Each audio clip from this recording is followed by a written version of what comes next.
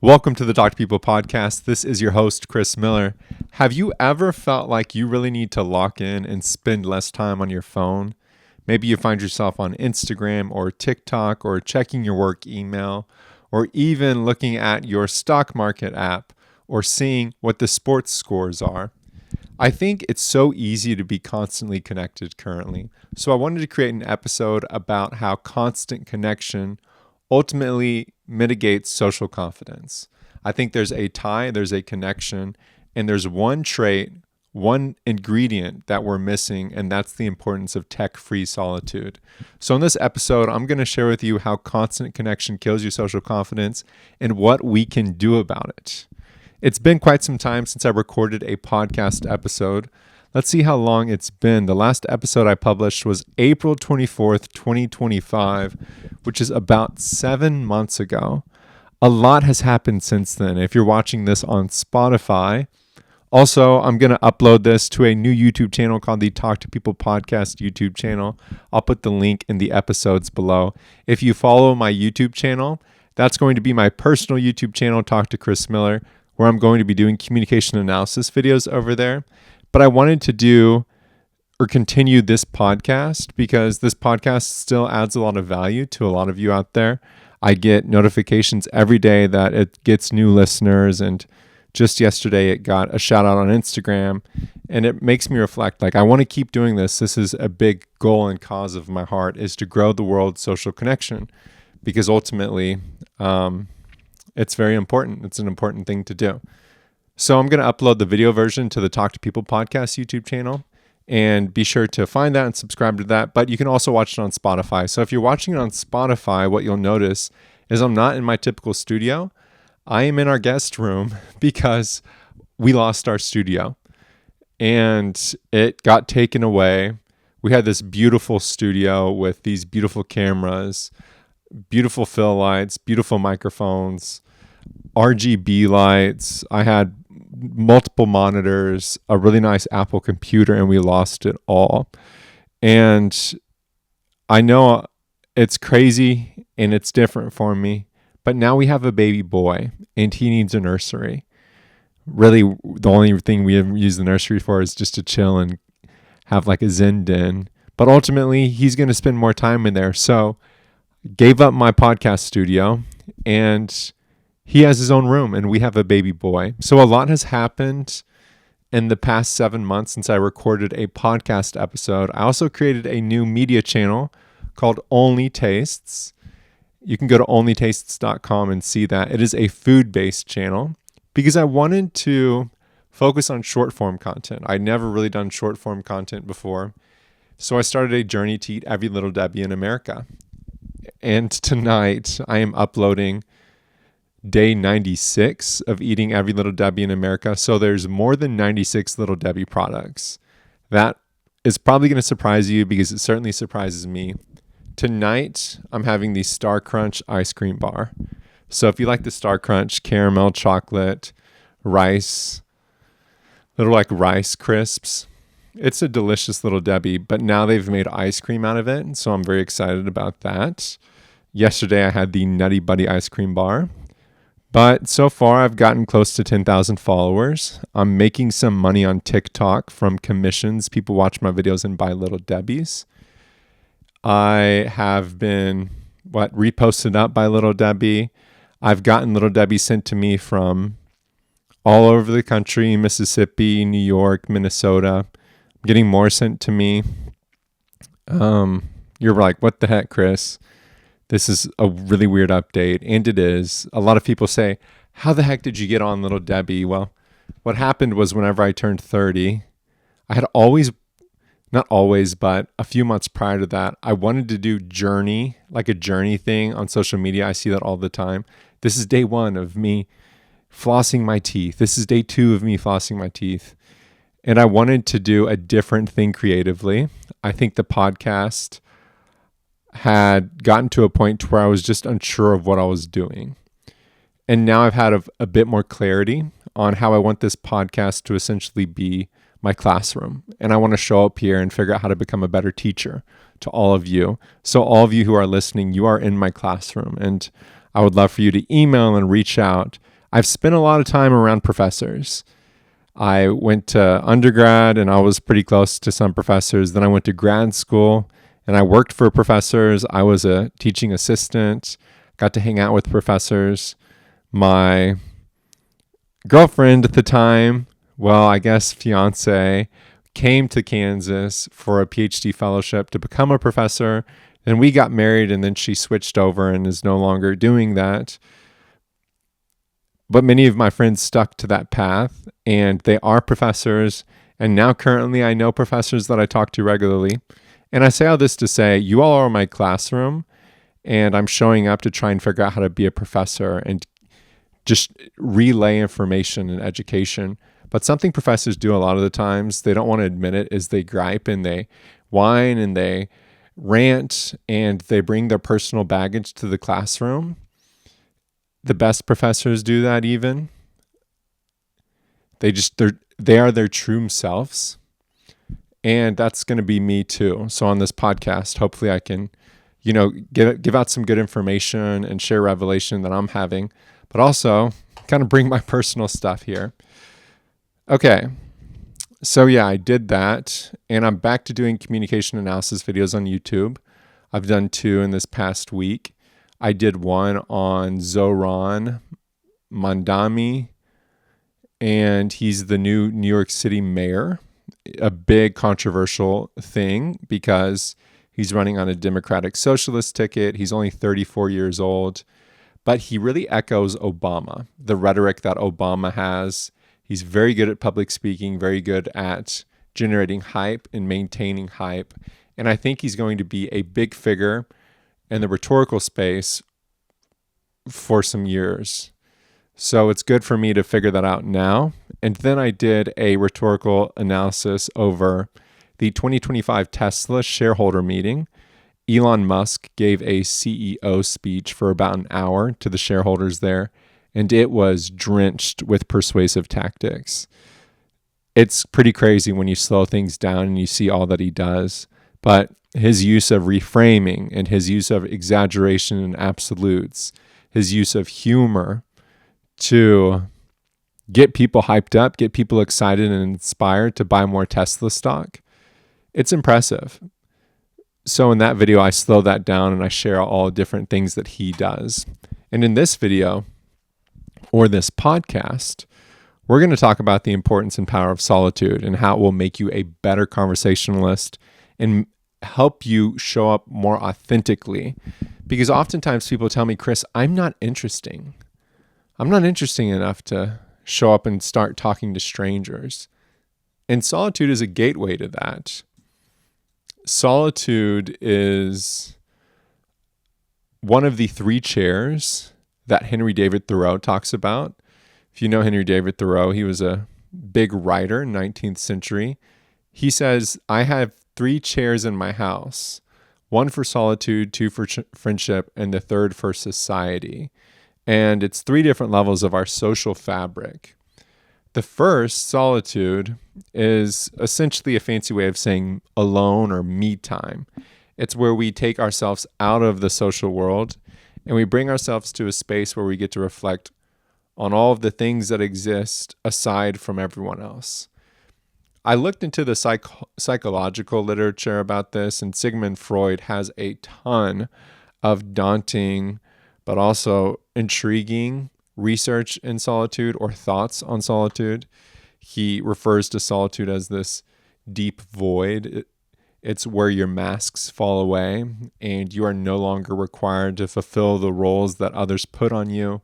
You're no longer required to be a people pleaser or behave in ways that other people want you to behave, and you have to figure out who you are. It's the reckoning of who are we whenever nobody else is around. The difference between loneliness and solitude is ultimately up to you. Loneliness is whenever you feel like you haven't met your social connection that you desire, similar to eating food or drinking water. If you're hungry, you need to eat. If you're thirsty, you need to drink. If you feel like you need to be around people, then you need to be around people. Solitude is actually a great barometer on whether or not you're lonely. If you find yourself feeling incredibly content by yourself, more than likely you're not in a state of loneliness.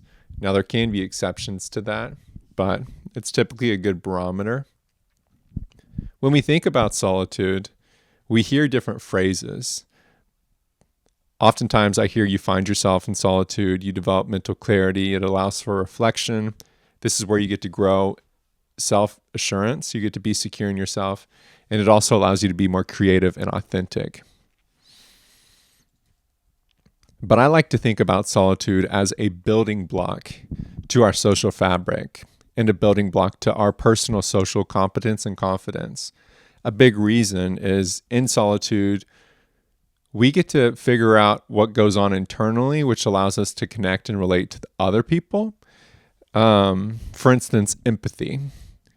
So empathy is when we attend to the feelings of others and signal that we try to understand them. We're at least going to try.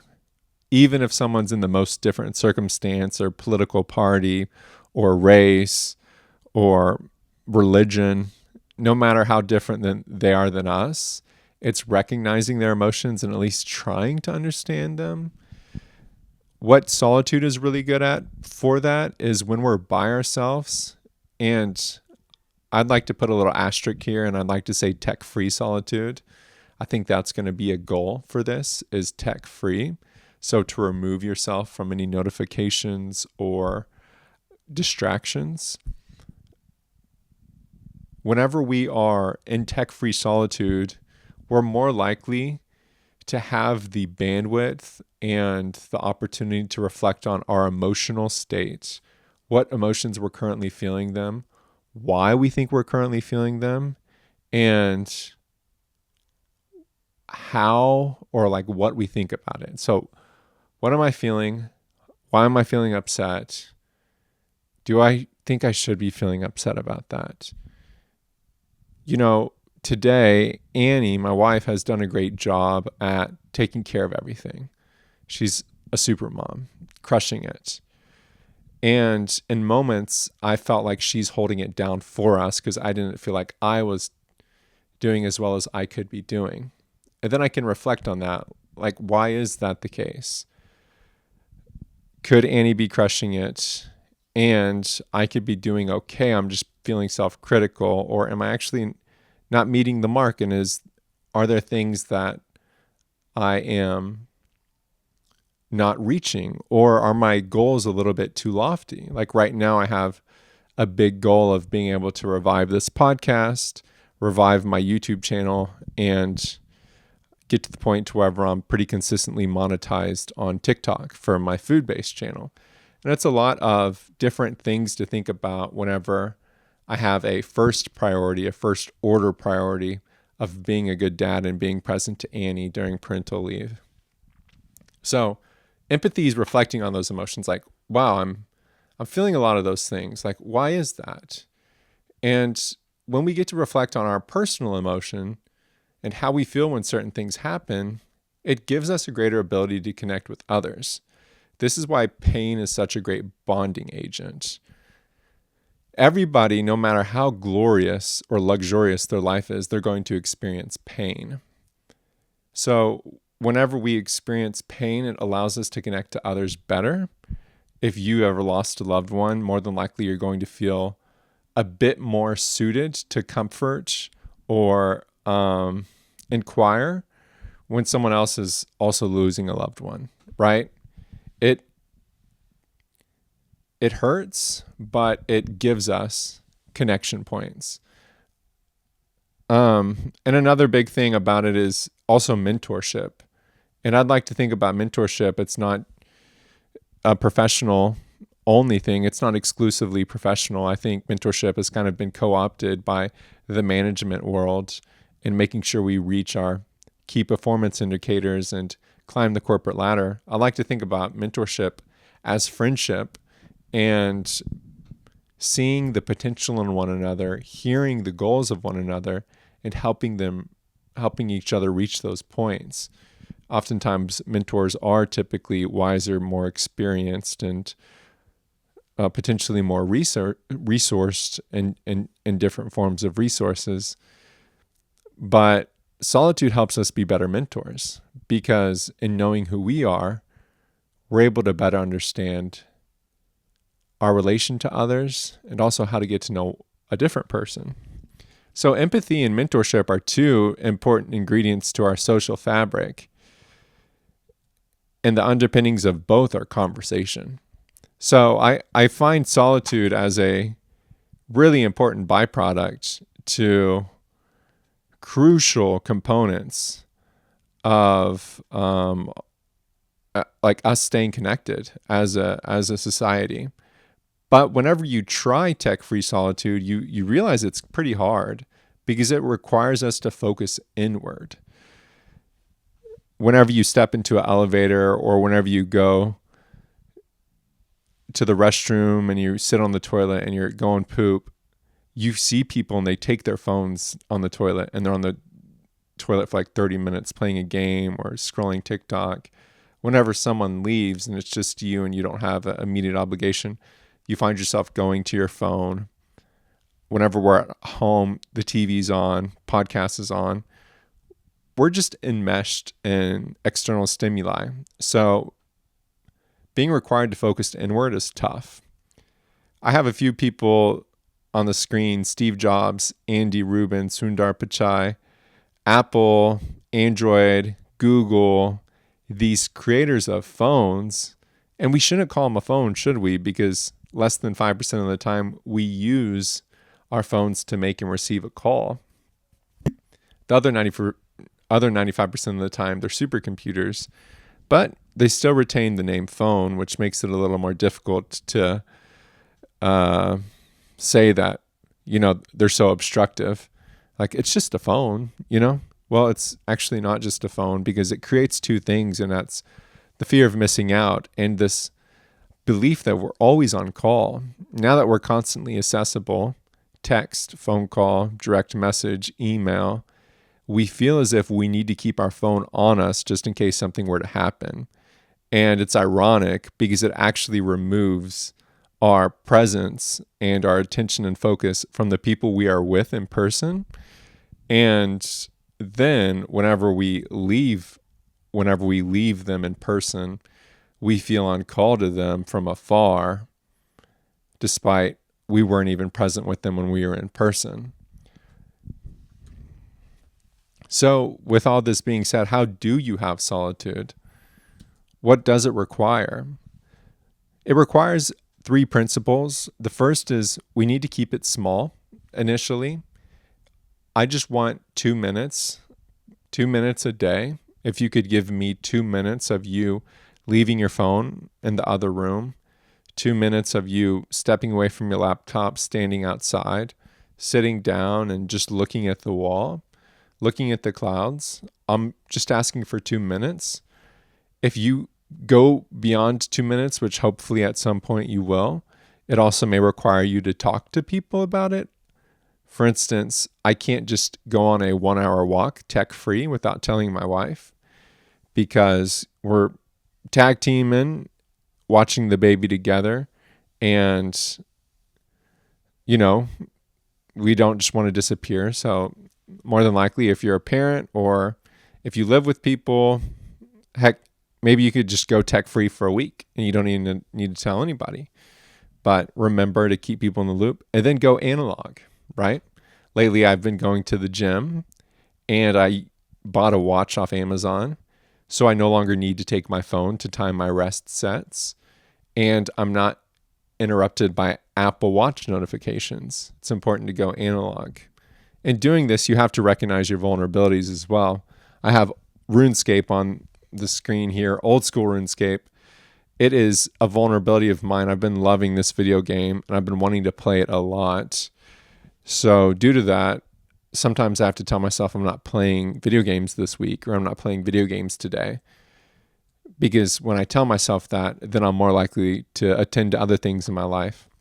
Now, there's 2 different ways to look at it. We can have tech-free spaces or tech-free activities.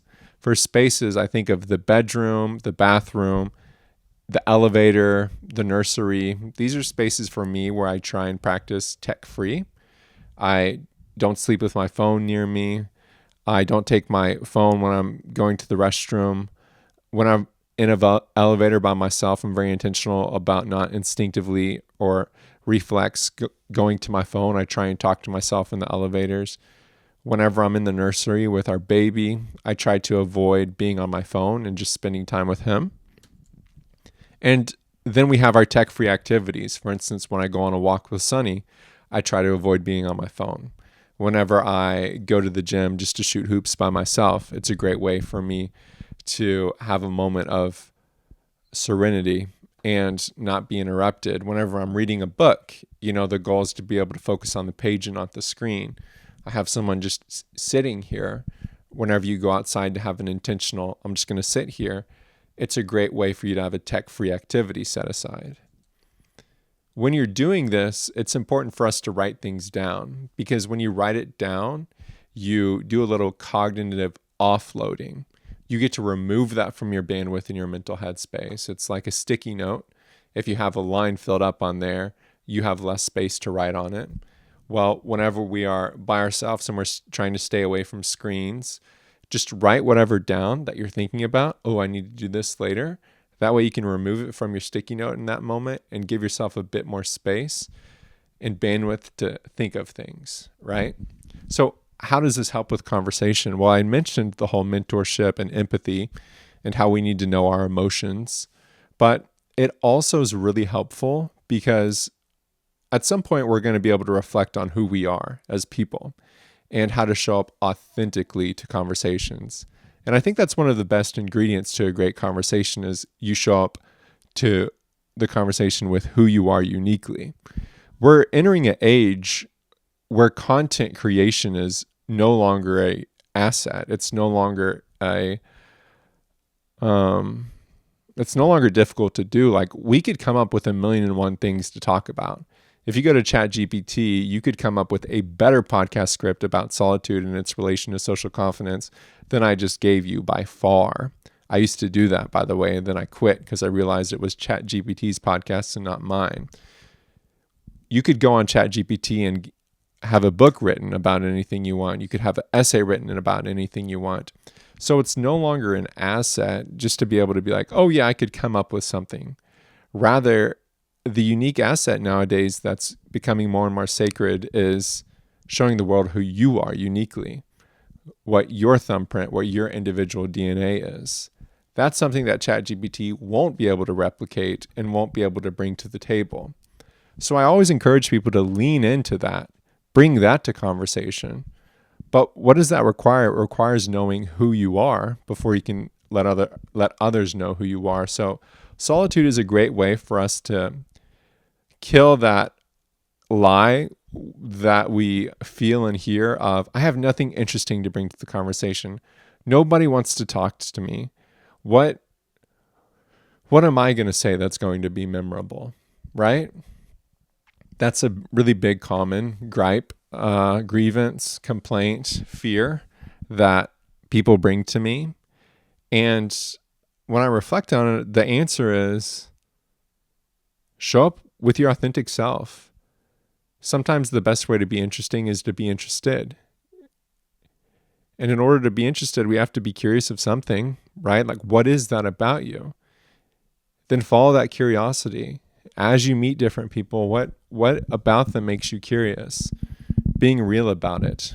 That's the importance of solitude, right? Is it allows us to tap into a level of authenticity, and then we get to show up to conversations uniquely ourselves, which will set conversations apart, make them more enjoyable, but also put to death this fear of like, oh man, I'm just not interesting. It's like, yes, you are. If you're listening to this podcast, you're very interesting. I promise you that. So moving forward, give me 2 minutes of tech-free solitude when you get a chance, just 2. I'll be your professor virtually. I'll have office hours one of these days. You could pop in. You can email me at talktopeoplepodcast@gmail.com. My goal is to have a podcast episode for you every week.